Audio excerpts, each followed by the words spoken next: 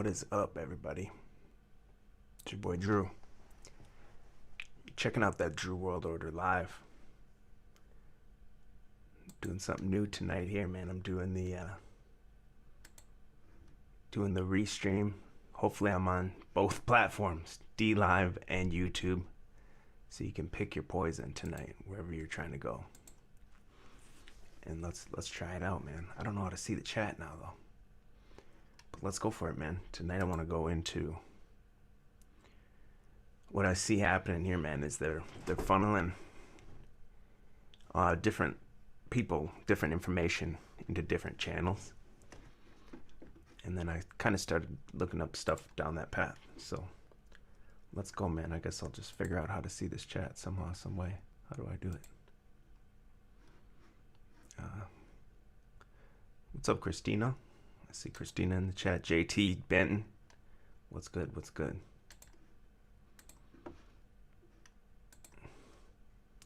Let's start here, man. What I see here right away is you got the alternative media being demonized.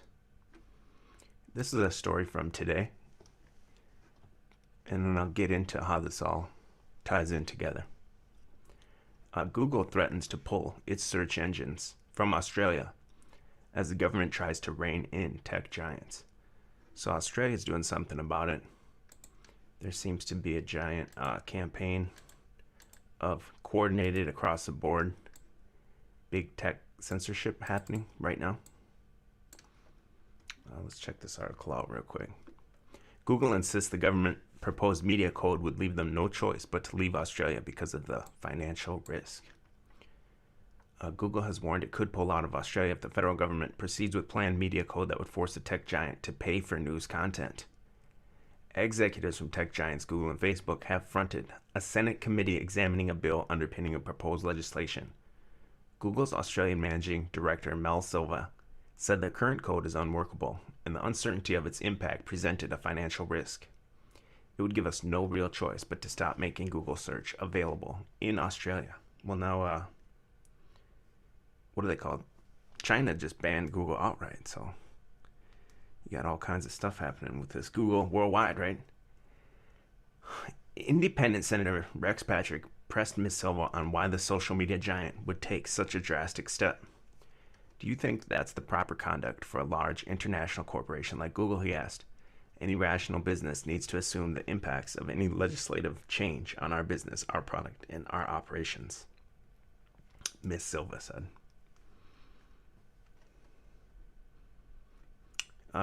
Ben says no intro music. That's how you know it's serious. Well, I'm multi-streaming on YouTube and D Live, so the intro music sets the mood, man. But on YouTube, I don't think you can do that, man. YouTube, you can't do much. So I don't think I'll even be on too long tonight. But shout out to everyone that's here, man, whether you're on D Live or whether you're on the YouTube.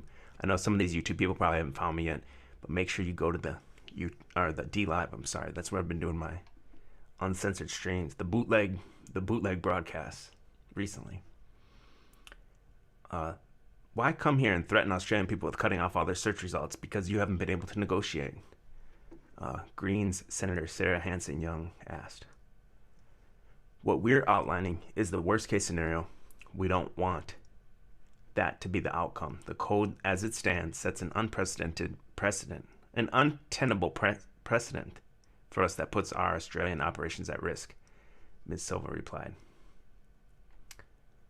Ms. Silva said Google has put forward an alternative solution it believes meets the government's intentions for the mandatory code. I don't even understand. It doesn't even tell you really what the code is they're trying to do. There is a clear pathway to a fair and workable code, only with slight amendments. The code can support Australia as a world leader in news innovation, media diversity, and consumer choice. The planned media code forces tech giants to pay for news content or face fines of up to $10 million. Australian Competition and Consumer Commission estimates Google accounts for around 95% of search traffic. Throw Christina as the mod in here. Thanks for holding it down in here, Christina. So basically, like, these companies are throwing their weight. They want to do whatever they want. Well, it seems like a lot of the citizens worldwide want to almost classify them as a utility, almost an essential service that you need. Now, there is other search engines, obviously, but it's not the same thing, right?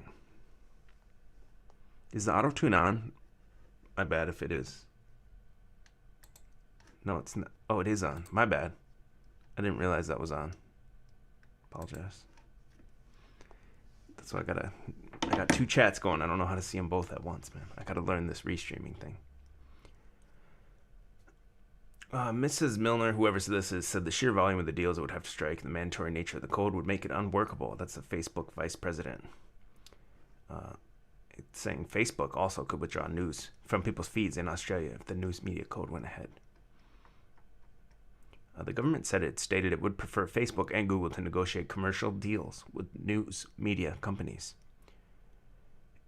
If these talks fail, the parties would be forced into talks under the bargaining code to decide how much the digital platform should pay. One of Google's main concerns is that it would have to pay all registered news businesses for having results through the search engine's platform. The company doesn't want this and is instead offering to have its news showcase feature included, which allows users to read some stories that are otherwise behind paywalls. News media have typically relied on advertising for funding, with the loss of revenue having a significant impact on the industry. The mandatory code aims to combat power imbalance between news businesses and digital platforms. ACC Chair Rod Sims said he believed the code is workable and tech giants were being resistant because of their own interests. There is a code they don't want, he told the committee. This is a code they don't want. Google and Facebook like to do things on their term. The code does what it's intended to do. Man, I can't read tonight. So we're seeing that, and they push to your phone what they want you to see, right? I get these Google notifications pushed to my phone, and they clearly have to do with what I've been talking about earlier in the day. Even if I'm online, like if I'm searching something or whatever, or posting GIFs or whatever in the Discord or anything, like I'm getting pushed stories on my phone that have to do with what I was either talking about or whatever. So they're trying to curate to you, but at the same time, they want to also give you a limited view of the world. And they're also clamoring for control of, there's only going to be these couple top networks that you can get your news from, and the news comes to your feed. If you're old enough to remember the internet, you used to go to different websites. On MySpace, that was the thing on MySpace. You would go to other people's MySpace page. You'd have to physically click and go to their page to see whether you were still in their top 8 or not. You'd have to see their little flash intro load and the music and everything. But then that changed. They got rid of that, and that's when the switch happened to Facebook, and then the feed came to you, where you just had this page. You scroll through, everything came to you, and now everyone's lazy, man. People don't even want to go to the D Live to find me anything else, right? I mean, some of you do, and the ones in here, man, shout out. But I saw some people were complaining when I was saying, hey, man, you got to just actively seek out, not just me, but all your favorite creators, because the YouTube writing is on the wall here, man. See our boy Yuri Bezmenov. But let's go here quick. Well, you got the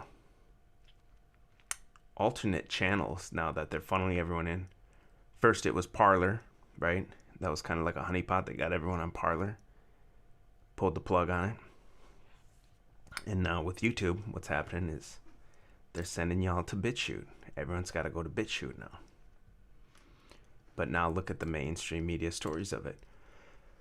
Following Trump's YouTube ban, this is from a few days ago, it is feared that his supporters are migrating to a, quote, wild west of video sharing, mingling with far-right and neo-Nazi terror groups. So already, it's just the headline. You got the words ban, Wild West, far-right, neo-Nazi. So if you're uploading, your creator, you're uploading on BitChute, a normie that's never really heard of BitChute, they automatically think you're far-right, neo-Nazi or something like that. Then they show this guy, Q-tard, right here. It says many of President Donald Trump's supporters have been searching for a new home online ever since major social media platforms banished the president and cracked down on violent content. With Parler unavailable and YouTube inhospitable to them, a growing number are choosing to migrate to smaller free speech platforms that do little to moderate hateful and sometimes criminal videos. Well, what's hateful? Whatever they deem. Like, for example, I made that, my other strike on the main channel was making fun of Trump tards for everything they're doing and saying, and it's all based on nothing but Twitter rumors. I thought that's what they want. I thought they want you making fun of Trump and Trump's people, but only if it's approved, I guess. I'm still waiting on my appeal for that, so we're on day 10. I still haven't heard on the appeal. And a 14-day strike, timeout. It's going to be 14 days, going to be up before they get back to me. It's a joke. The search for the new digital home was accelerated by the events last week's siege of the U.S. Capitol building. They're calling it a siege. When social media giants responded to the chaos and violence by suspending Donald Trump's accounts. Twitter banned Trump permanently, Facebook followed suit, and Snapchat also cut ties with the president. In solidarity, many of his supporters announced that they too would leave these platforms. Goodbye Twitter, for example, was the trending topic on the platform that day. They got the little commie tweeter. It was then rumored in the immediate aftermath of the social media crackdown that Trump was considering signing up to Parler, a social media app long been popular with his followers. Some of the president's supporters, preempting Trump's possible appearance on the app, shared their plans to move to Parler. Parler reported a surge in downloads, indicating that the app was a preferred destination for those on the right, choosing to shun major social media platforms.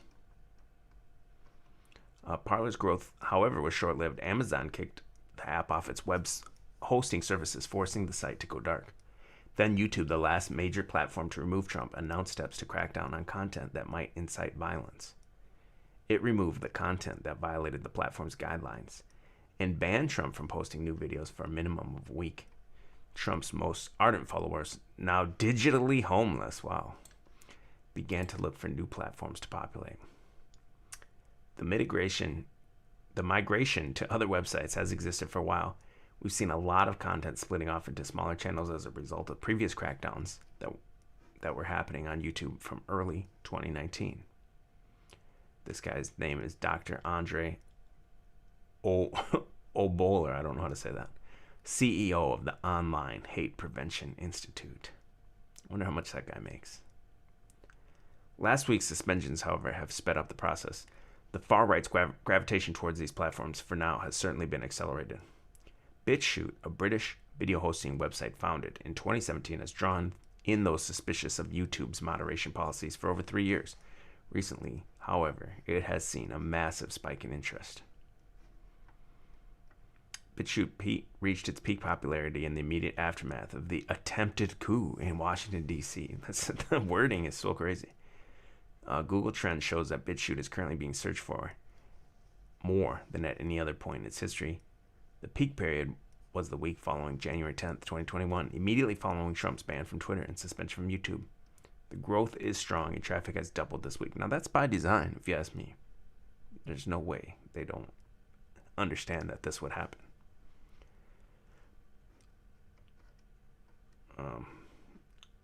Other video hubs less well established than BitChute have also drawn in those looking to view and post content without the fear of censorship. Video, let's see what is BitChute.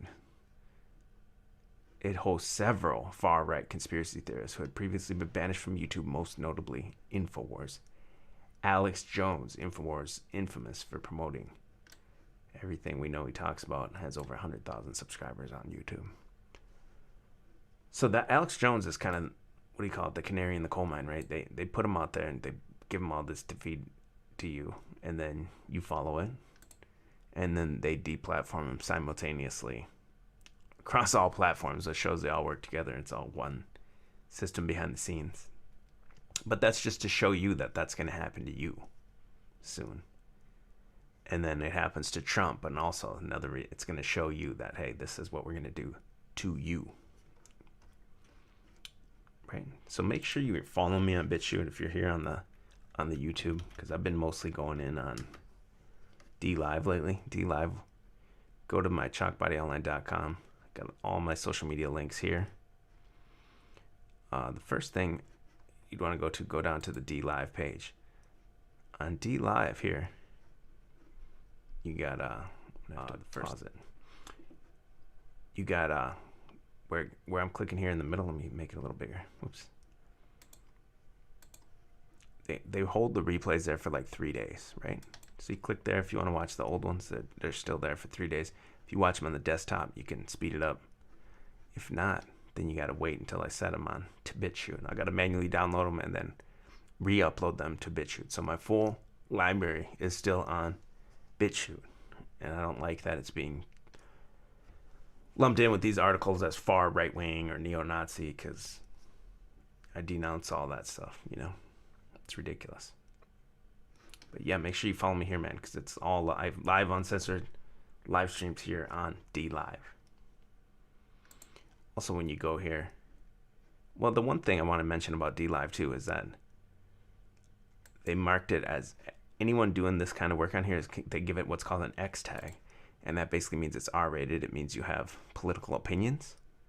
And I was listening to the Infinite Plane the other night, Infinite Plane Society, and he had a good point that this DLive considers themselves for video games, right? It's for streaming video games. Even though like the truth streamers are probably drawing way more people than these video game streamers. But then he was saying, Infinite Plane was saying, like, show me one video game that doesn't have any political agenda in it or anything. That's what all these video games have been for the past 20 years. All the different agendas are in there.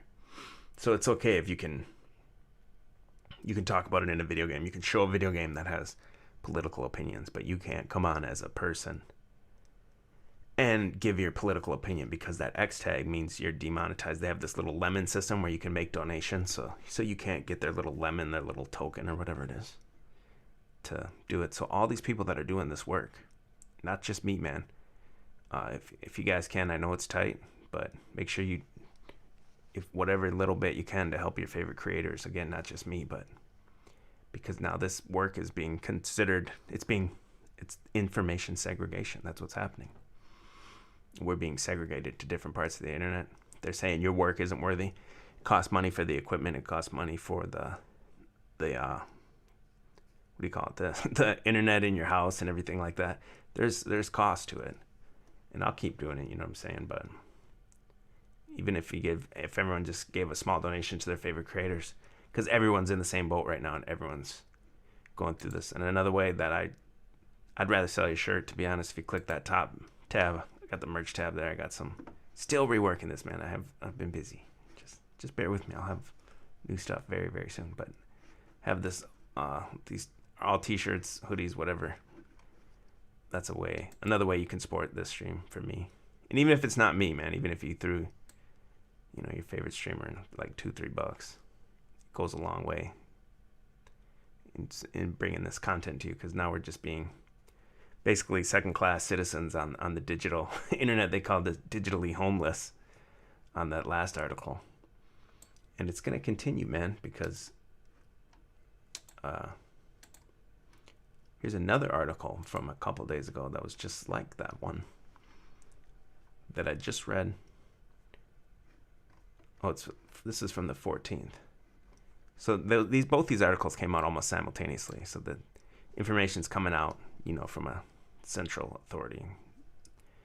BitChute welcomes the dangerous hate speech that YouTube bans. So now again, they've never heard of BitChute, and they know you have political opinions online, your coworkers or something, and they hear you're on BitChute. Well, now according to them, because they just read this headline, they don't go into it. They don't go on the BitChute and actually look at what's on there. They say you're a dangerous hate speecher. It says here, Parler is a conservative alternative to Twitter, and MeWe is attempting to replicate Facebook. BitChute is best described as the right-wing alternative to YouTube. Now, there's all kinds of stuff on there. Maybe it's whatever, I'm not even on there that much, but I don't see, I'm sure there is right-wing shit on there, but it's not like coming into my feed on BitChute. But again, I'm mostly searching videos on YouTube like everyone else. Hate speech, it says, neo-Nazi propaganda. Anti-Semitic, QAnon conspiracy theories. How is QAnon is now anti-Semitic? QAnon just sucked. It was the biggest, stupidest trap ever. Even terrorism, it says. It's all there, and the platform keeps growing. This is the home for hate speech. Wow. What about somebody that's just putting up regular videos that's not even, has nothing to do with political anything. This guy here, his name's Ben Horn, assistant professor of information sciences at the University of Tennessee, Knoxville, recently co-authored a study that examined BitChute's video metadata and comments from June 2019 to December 2019. So a 6 month period. The results were alarming. It says, BitChute hasn't really received coverage like all those other alternative platforms. It was relatively small when we started doing our data collection, but it's grown a lot since. Blah, blah, blah. And see, that's what QAnon, and then it talks about this thing, the pandemic viral film. That's what these were for. These were, again, the canary in the coal mine, to get them out there and get people to run rampant with them and spread them around and talk to their families about them and share the videos on their Facebook, and their coworkers see it and everything. And they're completely batshit. I discredit them, and now everyone thinks you're a right-wing neo-Nazi, even though your heart's in the right place. You can sense something is up with what's going on. You get behind this thing they call it the pandemic film. They say it's the most heavily censored video on the internet, and you go there and it's got like 10 million views in like 2 days. It's a joke. In terms of measuring hate speech, the first thing we found was that there was more hate speech on BitChute than Gab. What are they considering hate speech? Gab has been receiving a lot of criticism for being very hateful and having a lot of hate speech. But there was significantly more on BitChute. So this should tell you right here that they're coming for BitChute. BitChute's going to be next. They're going to dial you into the Parler, pull the rug on Parler. They're going to dial you into BitChute. They're going to pull the rug on BitChute. And they're going to probably just keep corralling you into smaller and smaller little digital platforms. And so the writing's on the wall even for BitChute. That's why I was saying, man, even just any creator, man, if anyone can throw any small donation or whatever to these creators. Because right now we're under attack, man, across the board. And then I start to ask myself, like, why? What's going on? Like, what's the end goal? And that's what I said, is they're trying to, like, segregate all the information, right? And so I looked that term up, like information segregation. And I found there was an article on it from 2017. It says, on quantifying knowledge segregation in society. And what's crazy is, so I find this article today, supposedly, let's just say it is written, submitted on August 2017. The guy's name that writes this paper, his name is, can you see it? I'll make it big here so you can see it. This guy's name is Chakraborty. Chalkbody? No, Chakraborty. But his thesis here is basically what he's saying. It's from Cornell University. Let me just read you the beginning here. It said, with the rapid increase in online information consumption, especially via social media sites, there have been concerns on whether people are getting selective exposure to a biased subset of the information space, where a user is receiving more of what she already knows, and thereby potentially getting trapped in echo chambers or filter bubbles.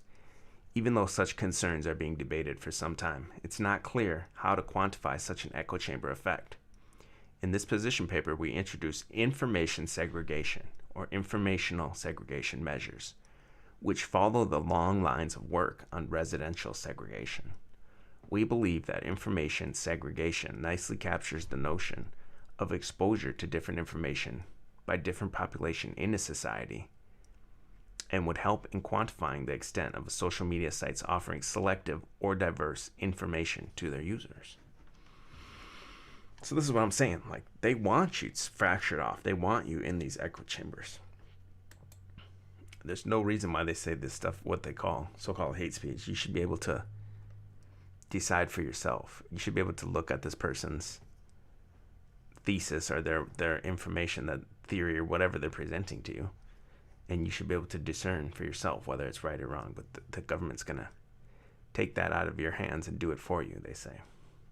And then it's just creating people in more and more fractured information groups. So information segregation, just like you would see when there was like blacks only neighborhoods, whites only neighborhoods. It's the same thing now. You got mainstream media platforms, the main ones that you've all heard of, that they talk about on TV, YouTube, Facebook, everything like that, and then what you call so-called truthers, because of psyops similar to QAnon and that pandemic one and everything like that. They give you these like simple paint by number ones that you run with and spread, not you guys, but that become popular, and they tell you it's censored, but at the same time it's running rampant, and it's so ridiculous that gives them a reason to push you onto smaller and smaller, worse and worse platforms. And so in this guy's this paper here, Chakraborty,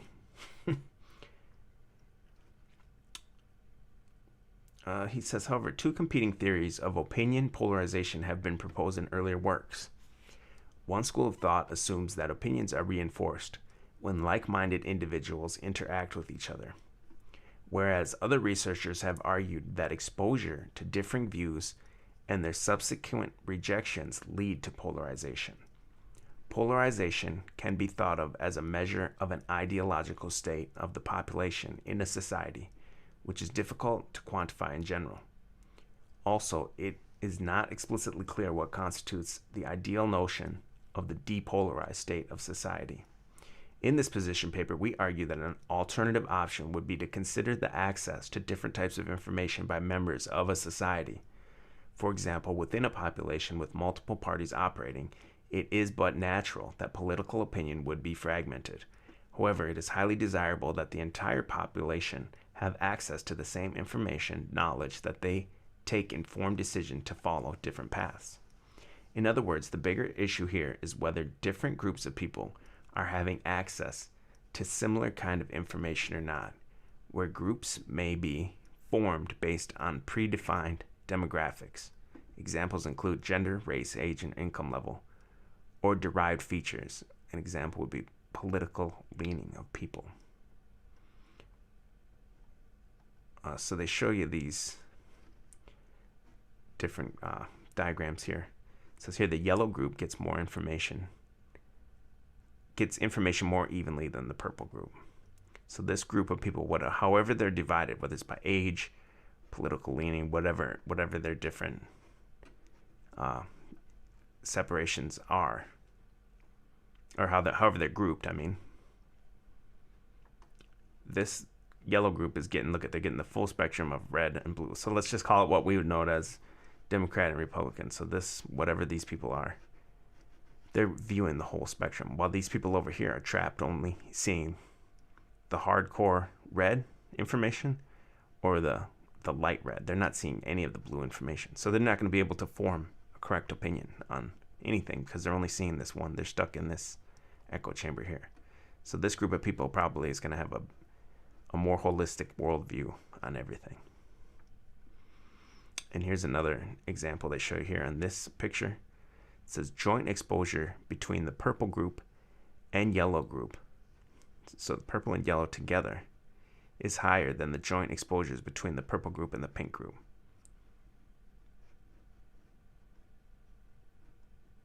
So purple and pink blend the whole spectrum almost, right? But yellow goes even further. I don't understand their thing here, to be honest, what they're saying. Let me read it again. Joint exposure between purple and yellow group. So these two together on the bottom is higher than the joint exposure between purple and pink. So purple and pink, because pink has such a narrow spectrum of information, they're only looking at the very middle of each spectrum. They're not looking at the far left and the far right. And there's two guys here on the far right, whereas in the yellow there's only one figure over here. So to combine, that's what they're saying here. And then the same thing here, they're showing you the yellow group is more concentrated. They're only seeing the middle. They're only consuming this information. So this is what I'm saying, is that by design, all these different groups are seeing being polarized like this by design, by the facts that they drive different groups off onto different sites, and they want the mainstream person on those mainstream sites and everything like that. And the conclusion of this paper basically says, in this position paper, we propose 5 measures of information segregation motivated by the residential segregation measures proposed in literature. Then, using these measures, we computed information segregation among US-based Facebook users. Our future work lies in evaluating how search recommender systems are exposing information to different groups of users and proposing mechanisms to keep information segregation to acceptable limits. So like I said earlier, when the Google's listening to what I'm saying or tracking what I'm searching or whatever, and then targeting me so-called news stories that are based on that, I'm not getting the full spectrum of knowledge if I was just sitting at home getting the push notifications of news to my phone. And I think that's what that Australia thing was about in the beginning. They want them to pay for these news because it's becoming filtered like that, and people aren't getting the entire spectrum of knowledge. They're just getting what they're most likely to click, because it's all about a click. The click is how the Google sells the ad, right? So if you don't click on the stories they push you, Google's not getting any money. And then this is the BitChute one. Hold on. This goes just exactly here with our boy Yuri Bezmenov. So I know you guys know this guy. No, not much to be said. If you've never heard of him, you gotta go look it up. He says he was a KGB defector that was in America in the early 80s. He said what was going to happen. He said they're already here implementing this plan, basically long-term. A communist takeover, basically where we're at today. That would be the result of what he's talking about here in 1984. So whether this is here by these guys and they want you to see it or not, it doesn't matter, because everything he's saying is exactly what's happening today. And you see it when you talk to people, and it's like they don't even understand what you can say it, and they should be able to understand it, and they can't even comprehend what you're saying. So listen to what he says. Most of it is done by Americans to Americans, thanks to lack of moral standards. As I mentioned before, exposure to true information does not matter anymore. A person who was demoralized is unable to assess true information. The facts tell nothing to him. Even if I shower him with information, with authentic proof, with documents, with pictures, even if I take him by force to the Soviet Union and show him concentration camp, he will refuse to believe it until he is going to receive a kick in his fat bottom. When a military boot crashes his balls, then he will understand, but not before that. That's the tragic of the situation of demoralization. The next stage. So he says you can show them legit facts and everything. It doesn't matter to them. They can't, they're unable to process the information, right? And that's where a lot of people get trapped when they first get into whatever you want to call it, the truther community or whatever, because they see it and they want to show everyone, right? They're like, you got to see this. You look at the study. This study says this, and then you go around showing your family, friends, and coworkers, and you see what he's talking about here. They're unable to process. It doesn't matter what you show them or how real it is or anything. The only thing that matters is, like, to them, it's basically, did the TV say it or not, That's the only thing they're saying. Yeah, that's the only thing they're believing, I guess. I don't think, hold on. Is the YouTube one not working on my restream? It says it's working. For some reason, I can't see the comments on YouTube, so I apologize to anyone that's watching on YouTube. I'm going to figure out how to work this restreaming app better. And make sure, though, if you're on the YouTube, if you haven't followed me yet on the D Live, you got to do that. And then also on the BitChute before it gets pulled. So with what this guy's talking about here, when I was looking up that other one, the information segregation, I don't even know how I came across this, was basically this term they call developmental dyslexia. And so when you think of dyslexia, you think of right, like a person, they flip the letters or whatever and they're reading it But here it says developmental dyslexia, which affects in the range of 5 to 12% of the population, is a condition in which children who receive regular reading instruction and who possess typical intellectual skills show significant difficulties in the decoding of written text and hence impeded ability to extract meaning. And now then you ask too, what's the difference between dyslexia and developmental dyslexia? Use of the term primarily distinguishes between genetic and acquired forms of dyslexia. Or which one is it? Is it? Yeah, is dyslexia a developmental disorder? Where's the one I had? Sorry, I'm finding the wrong thing. It's basically though what we think of dyslexia. It's just like people invert like letters or whatever. Like hopefully they're not trying to read out loud and the word ginger comes out, right? Something like that. But what it is, it's really just you can't decode the information you're absorbing. You can't decode it, and it says inability or impeded ability to extract the meaning. And so developmental dyslexia is dyslexia. It's just a different it's just not what you've been taught, right? Because I spelled it wrong here, I think is. So basically it's just, we're just taught that dyslexia is the inversion of letters. But it really is, is developmental dyslexia the same as dyslexia? Developmental dyslexia is not so much a type of dyslexia. It is dyslexia. So just because they're not inverting the words, you know what I'm saying? It's the Yuri Bezmenov, you can't process the information. It's a form of dyslexia. It's not a form, it is dyslexia. It's just, I think there's like a scale of it or whatever. In fact, the definition of it would be the same as our definition of dyslexia generally. Extreme difficulty reading caused by a hereditary brain-based phonologic disability. And it's not just reading anymore, because now you're absorbing the information through multimedia. So the same people that, I think that would be the difference. We think of dyslexia as a person reading and flipping the letters, but the developmental dyslexia comes from people just trying to absorb information through multimedia, and they're unable to interpret it, or that it's getting twisted around when it goes through their brain. Somehow their brain's like not interpreting it correctly. Impeded ability to extract the meaning, right? And then this was a paper I found about developmental dyslexia. Unlike spoken language available to humans for many thousands of years, written language is a recent, less than 6,000 years cultural invention and has not been subjected to evolutionary pressure. Yeah, I don't believe all that stuff, but it's still like it's a concept.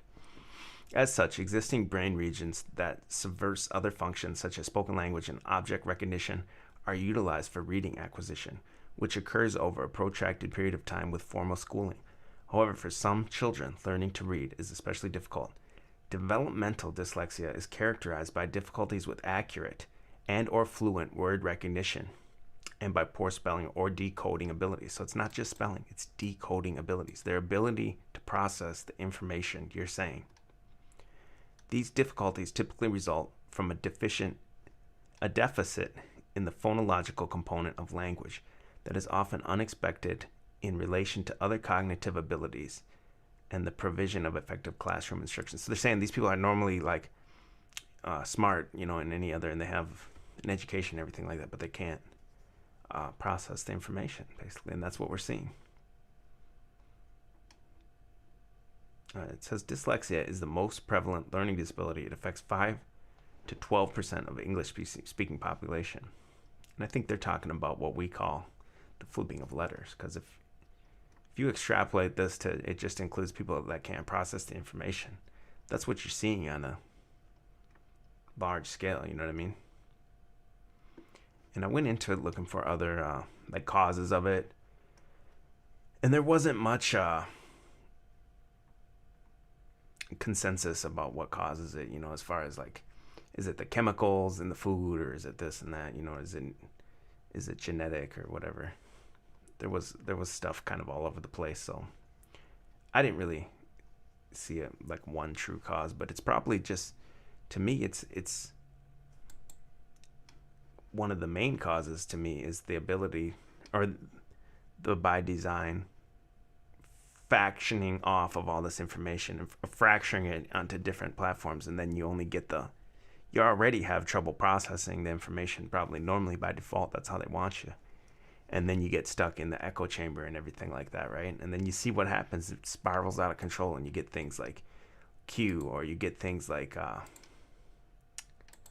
what's that other one, the pandemic film or whatever it was called, Plandemic or whatever.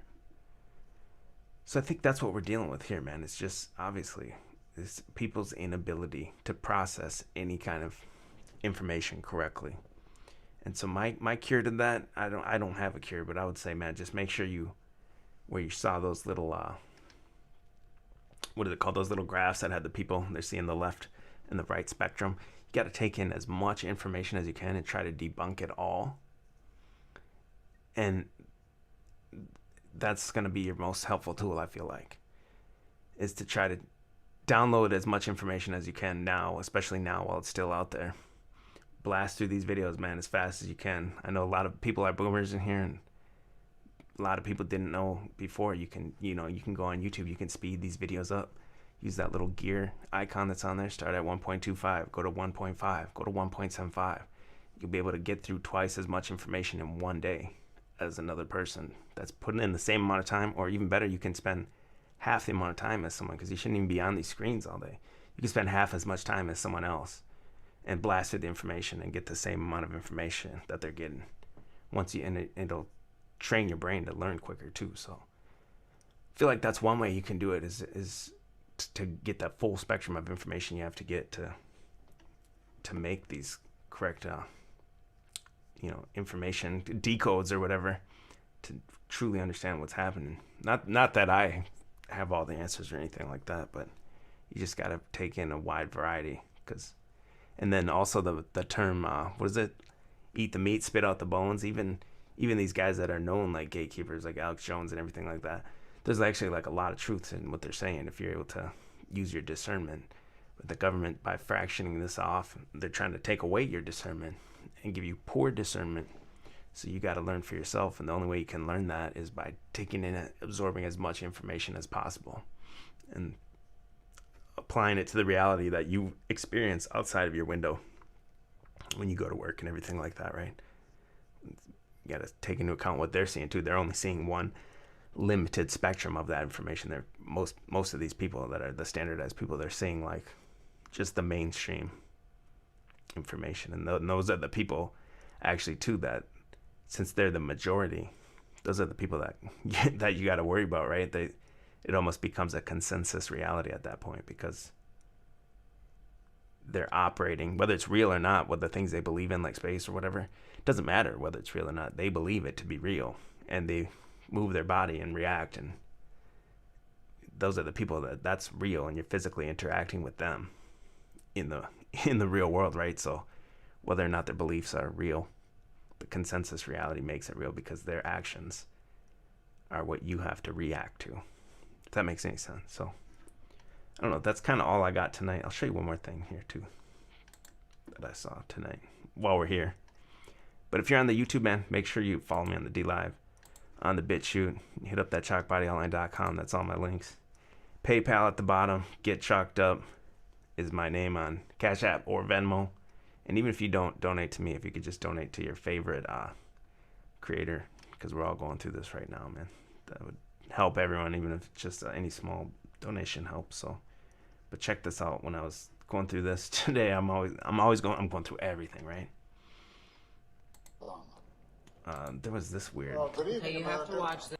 This was going around in that Cloud Hub app. They said it was like Trump's new home, and it turned out it wasn't. But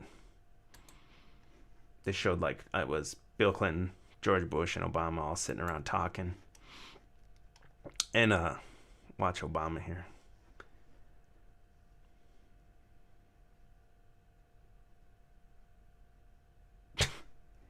dude just glitch. Not only does he glitch out, not only does he just glitch out. Hold on, let me see if I can pause it when it happens. I think I just missed it. Hold on. He basically becomes a hot dog for a second, and that's why I think, man, in my opinion, all that whole QAnon thing. Whoops, I missed it by 1 second. The whole QAnon thing and everything. There he is.